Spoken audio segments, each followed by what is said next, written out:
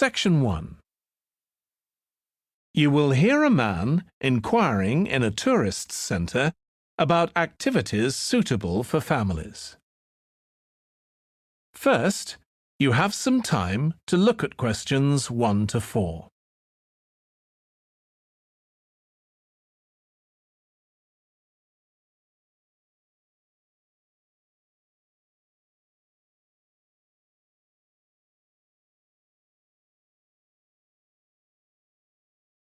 Now we shall begin.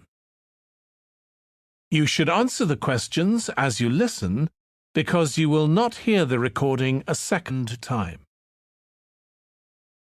Listen carefully and answer questions 1 to 4. Hi, can I help you? I'd like to find out if you have any excursions suitable for families. Sure. How about taking your family for a cruise? We have a steamship that takes passengers out several times a day. It's over 100 years old. That sounds interesting. How long is the trip? About an hour and a half. And don't forget to take pictures of the mountains. They're all around you when you're on the boat and they look fantastic. Okay. And I assume there's a cafe or something on board? Sure. How old are your children? My daughter's 15 and my son's 7. Right.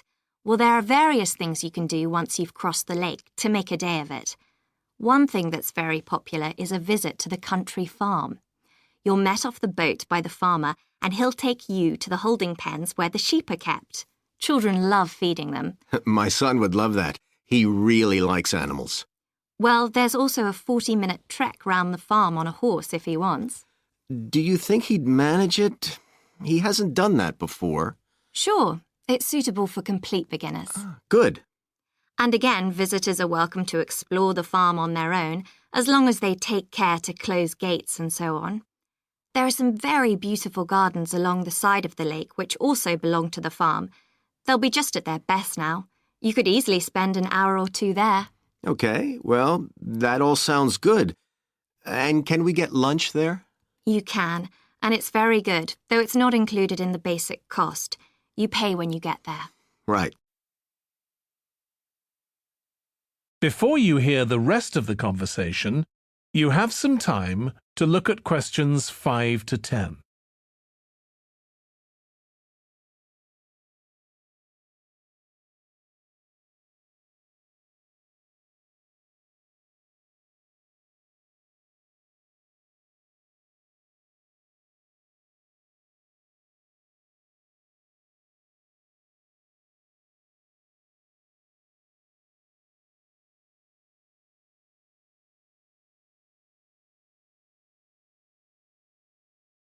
Now listen and answer questions 5 to 10. So, is there anything else to do over on that side of the lake? Well, what you can do is take a bike over on the ship and then go on a cycling trip. There's a trail there called the Back Road. You could easily spend 3 or 4 hours exploring it, and the scenery's wonderful. They'll give you a map when you get your ticket for the cruise. There's no extra charge. What's the trail like in terms of difficulty? Quite challenging in places. It wouldn't be suitable for your 7-year-old. It needs someone who's got a bit more experience. Well, my daughter loves cycling, and so do I, so maybe the 2 of us could go, and my wife and son could stay on the farm. That might work out quite well. But we don't have bikes here. Is there somewhere we could rent them? Yes, there's a place here in the city. It's called Ratcheson's. I'll just make a note of that. How do you spell it? Ratchesons.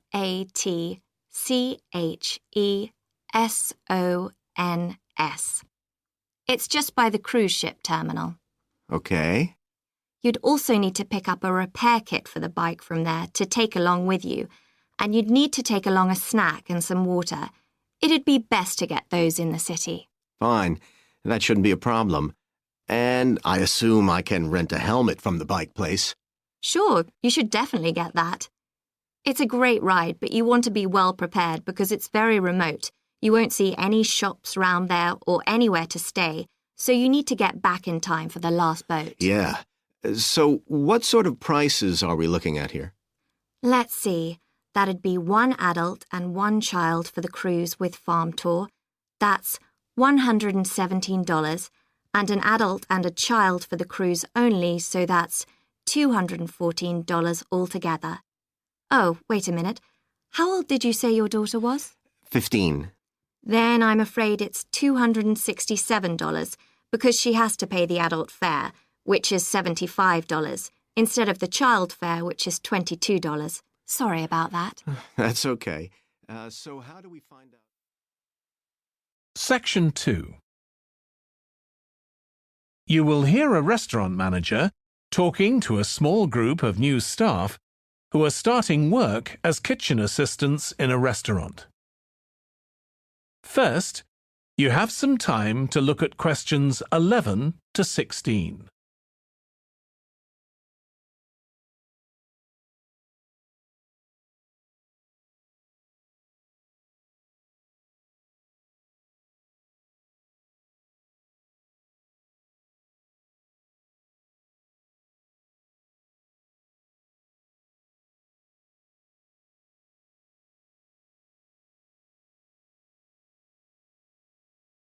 Now listen carefully and answer questions 11 to 16.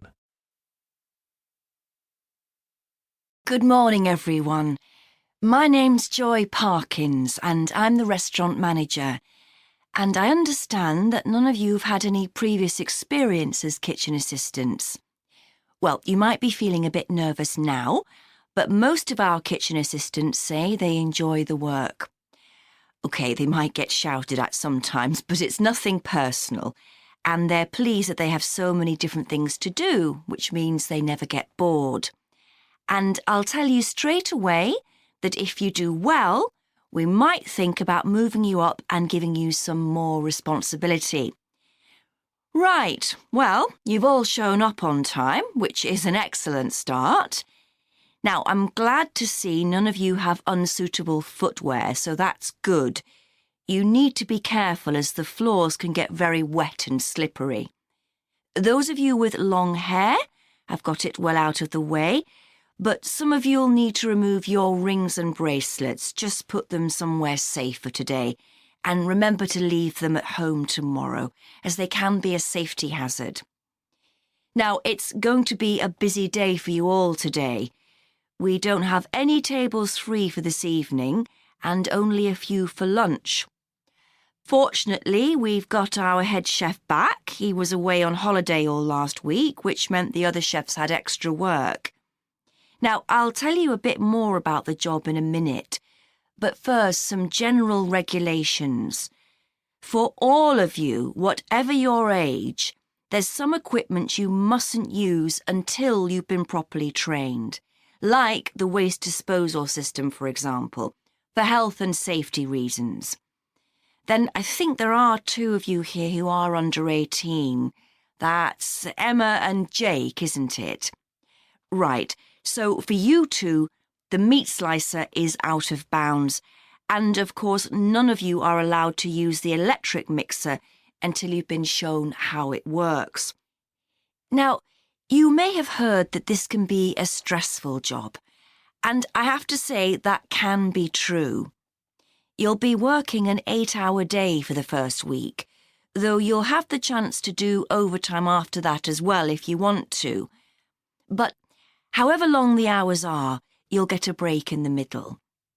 What you will find is that you're on your feet all day long, lifting and carrying. So, if you're not fit now, you soon will be. You'll find you don't have much chance to take it easy. When someone tells you to do something, you need to do it straight away. But at least we do have a very efficient air conditioning system compared with some kitchens. Before you hear the rest of the talk, you have some time to look at questions 17 to 20.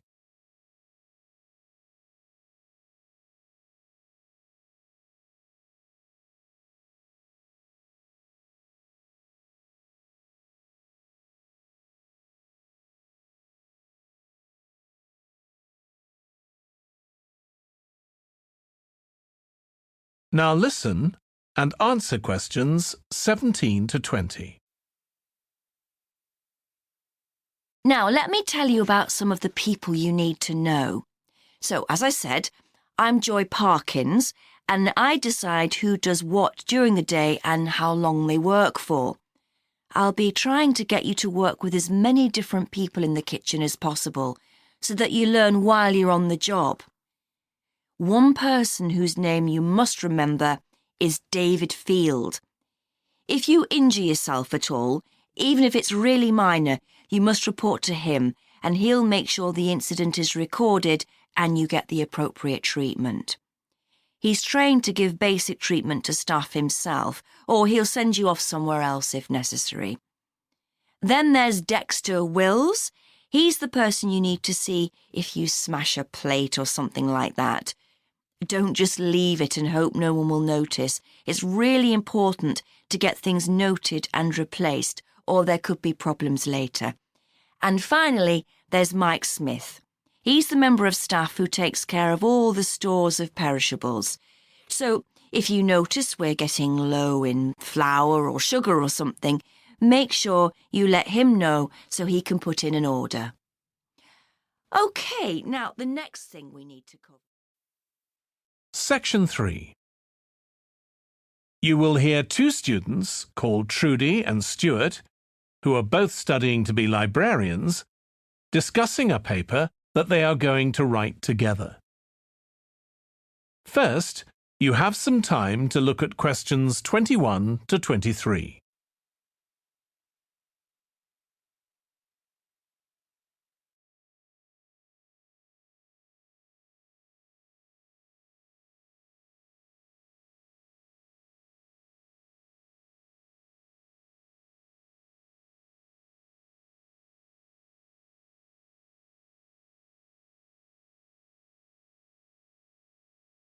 Now listen carefully and answer questions 21 to 23. OK, Stuart, we need to start planning our paper on public libraries. Have you thought of an angle yet? Well, there's so much we could look into. How libraries have changed over the centuries, for instance, or how different countries organise them. What do you think, Trudy? Maybe we should concentrate on this country and try and relate the changes in libraries to external developments, like the fact that far more people can read than a century ago, and that the local population may speak lots of different languages. We could include something about changes in the source of funding too. Yes, but remember we're only supposed to write a short paper, so it's probably best if we don't go into funding in any detail. Right. Well, shall we just brainstorm a few ideas to get started? OK. We obviously need to look at the impact of new technology, particularly the internet. Now that lots of books have been digitalised, people can access them from their own computers at home. And if everyone did that, libraries would be obsolete. Yes. But the digitalised books that are available online for free are mostly out of copyright, aren't they? And copyright in this country lasts for 70 years after the author dies. So you won't find the latest bestseller or up-to-date information. That's an important point. Anyway, I find it hard to concentrate when I'm reading a long text on a screen. I'd much rather read a physical book. And it takes longer to read on a screen. Oh, I prefer it. I suppose it's just a personal preference. I expect the libraries will go on evolving in the next few years. Some have already become centres where community activities take place, like local clubs meeting there. I think that'll become even more common. I'd like to think so. And that they'll still be serving their traditional function, but I'm not so sure. There are financial implications after all. What I'm afraid will happen is that books and magazines will all disappear and there'll just be rows and rows of computers. They won't look anything like the libraries we're used to. Well, we'll see. Before you hear the rest of the discussion, you have some time to look at questions 24 to 30.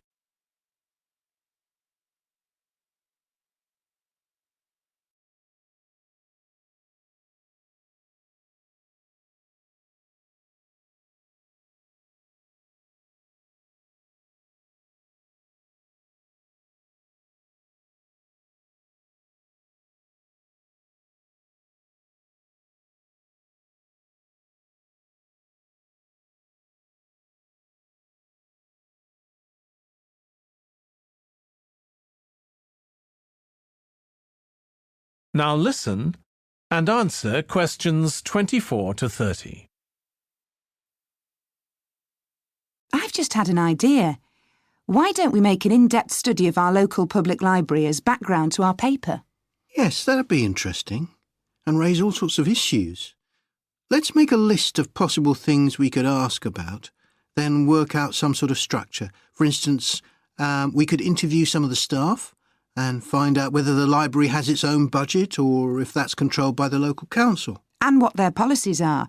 I know they don't allow food, but I'd love to find out what types of noise they ban. There always seems to be a lot of talking, but never music. I don't know if that's a policy or it just happens. I've often wondered.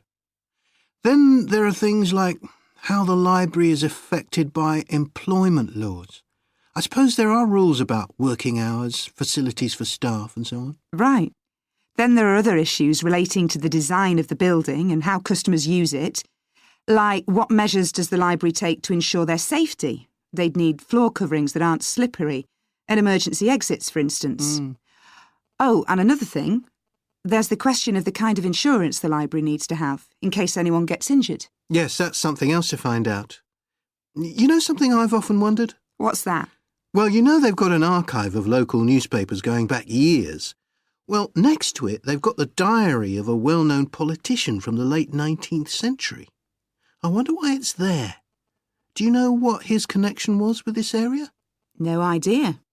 Let's add it to our list of things to find out. Oh, I've just thought, you know, people might ask in the library about local organisations like sports clubs. Well, I wonder if they keep a database or whether they just look online. Right. I quite fancy finding out what the differences are between a library that's open to the public and one that's part of a museum, for example. They must be very different. Then something else I'd like to know is... Section 4.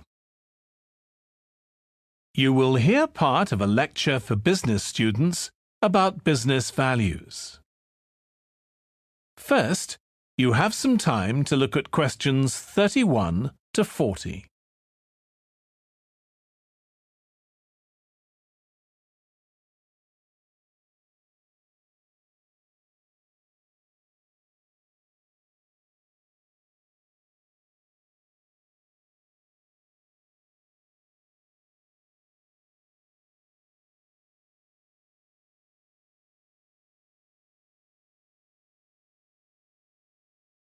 Now listen carefully and answer questions 31 to 40.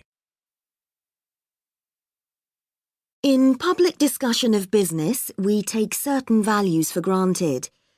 Today, I'm going to talk about 4 of them: collaboration, hard work, creativity, and excellence. Most people would say they're all good things. I'm going to suggest that's an oversimple view. The trouble with these values is that they're theoretical concepts, removed from the reality of day-to-day business. Pursue values by all means, but be prepared for what may happen as a result. They can actually cause damage, which is not at all the intention. Business leaders generally try to do the right thing, but all too often the right thing backfires if those leaders adopt values without understanding and managing the side effects that arise. The values can easily get in the way of what's actually intended. OK, so the first value I'm going to discuss is collaboration. Let me give you an example. On a management training course I once attended, we were put into groups and had to construct a bridge across a stream, using building blocks that we were given. The rule was that everyone in the team had to move at least one building block during the construction. This was intended to encourage teamwork. But it was really a job best done by one person. The other teams tried to collaborate on building the structure and descended into confusion, with everyone getting in each other's way. Our team leader solved the challenge brilliantly. She simply asked everyone in the team to move a piece a few centimetres to comply with the rule, and then let the person in the team with an aptitude for puzzles like this build it alone. We finished before any other team. My point is that the task wasn't really suited to team working, so why make it one? Teamwork can also lead to inconsistency, a common cause of poor sales. In the case of a smartphone that a certain company launched, one director wanted to target the business market, and another demanded it was aimed at consumers.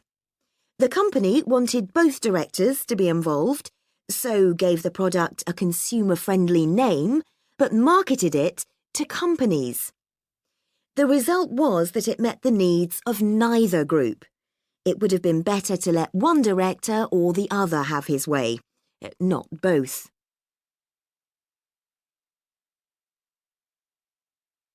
Now, industriousness, or hard work. It's easy to mock people who say they work hard. After all, a hamster running around in a wheel is working hard and getting nowhere. Of course, hard work is valuable, but only when properly targeted. Otherwise, it wastes the resources that companies value most, time and energy, and that's bad for the organisation. There's a management model that groups people according to 4 criteria: clever, hard-working, stupid, and lazy. Here, lazy means having a rational determination not to carry out unnecessary tasks. It doesn't mean trying to avoid work altogether.